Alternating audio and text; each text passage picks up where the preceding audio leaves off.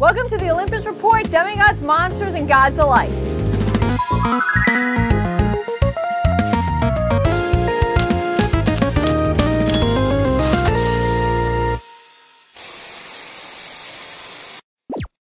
These characters sure have come a long way. Here's the top 5 characters from the RiordanVerse with the best character development.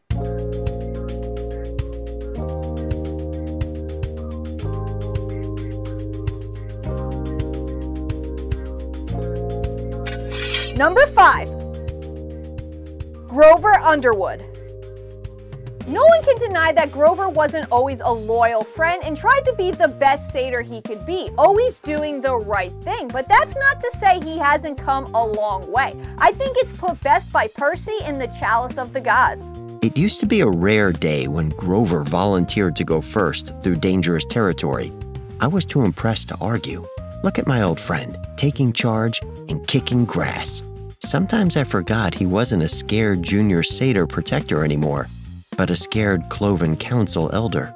I guess we'd both grown up a lot. And that's just it. Grover has grown up a lot through this series. He's still afraid, but he doesn't let that stand in his way. Grover, over the course of the series, has taken on a lot of responsibility that has changed him. Pan put him in charge of protecting the wild, and Grover has taken this responsibility very seriously. He helped Apollo take down the Triumvirative and save Southern California from being engulfed in fire, something he didn't even hesitate to do. Grover has become a true leader. He still enjoys naps and eating tin cans, but this goat boy sure has grown up a lot. Number 4, Magnus Chase. Magnus Chase has grown up so much throughout his series, which is really funny considering he'll never age again. He started as a homeless kid who really only thought about himself.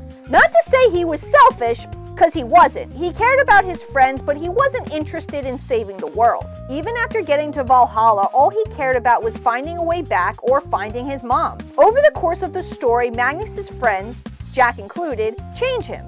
He learns to trust and love again, something that was hard for him after his mother's death.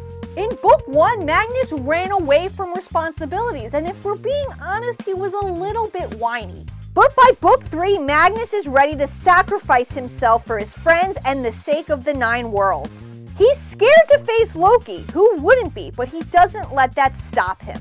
Magnus isn't a fighter, he's a healer, and he's learned to embrace that and has become a hero in his own right. Number 3, Annabeth Chase. What can I say? The Chase cousins had a lot of growing up to do, but can you blame them growing up in the Chase family? Annabeth started very strong-willed, refusing to believe things she didn't want to. She started out brash and selfish, only thinking of herself and her goals. Annabeth always was and still is strong-spirited, but through the course of her adventures, she, much like Magnus, learned to trust and love others. Learning that she can't save or fix the world all on her own, she needs to depend on others. Now Annabeth is one of the most selfless people you will ever meet. She was ready to sacrifice herself for Percy multiple times and faced her biggest fear in the Mark of Athena to save the world. But most importantly, learning to forgive, giving her father another chance, and coming to understand that nothing is as important as friends and family. Number 2, Apollo. Apollo proved that you can teach an old god new tricks. Apollo started out as a selfish god obsessed with looks, prestige, and not much else. He was only interested in one goal, returning to Olympus. But through 5 books, we see Apollo change, grow, learn, and come to love. In other words, we see him become immortal, not in the physical sense, but in his heart. Through each book, we see Apollo change little by little, owning up to past mistakes and trying to make up for them. He finally comes to realize that just because you're a god does not mean that you're better than others and can treat them as less. Through people like Meg, Jason, Raina, and more, Apollo is changed for the better. He was even willing to sacrifice himself for his friends, going as far as to stab himself in the chest. Something that not a single other god would ever do. Apollo became a true ally, a better god, father, and person. Number 1, Nico DAngelo. Was there really any doubt? I mean, Nico is the poster image for character development. All the character development and growth the previous characters went through, Nico went through and more.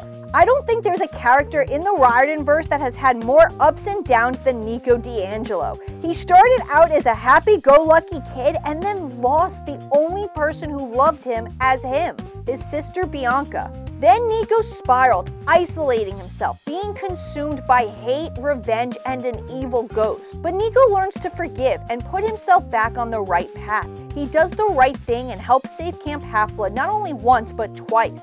But he's still alone. Then he finds Hazel and he starts to heal, but then he goes through hell and back in Tartarus, suffering all alone once again, facing his demons head-on until being captured and almost killed. Thankfully, Nico is rescued, but he still needs rescuing from himself. He hides who he truly is until confronted by Cupid. With Jason's help, Nico is finally able to accept him for him. Now he can open himself up to others and eventually does, finding love in Will's solace. Then Jason is murdered, the first person since Bianca to accept Nico as he is. And now Nico has to go back into Tartarus, where he finally learns to embrace his demons. They're not something to get rid of. They made him who he is, and he should be proud of the person that he is. Nico could have given up at so many moments, but he didn't. He kept pushing on, and that says so much. I just hope now he can find a little bit of happiness. Which character from the RiordanVerse do you think had the most character development? Let me know down below. But until next time, I'm signing off, and please, as always, stay safe.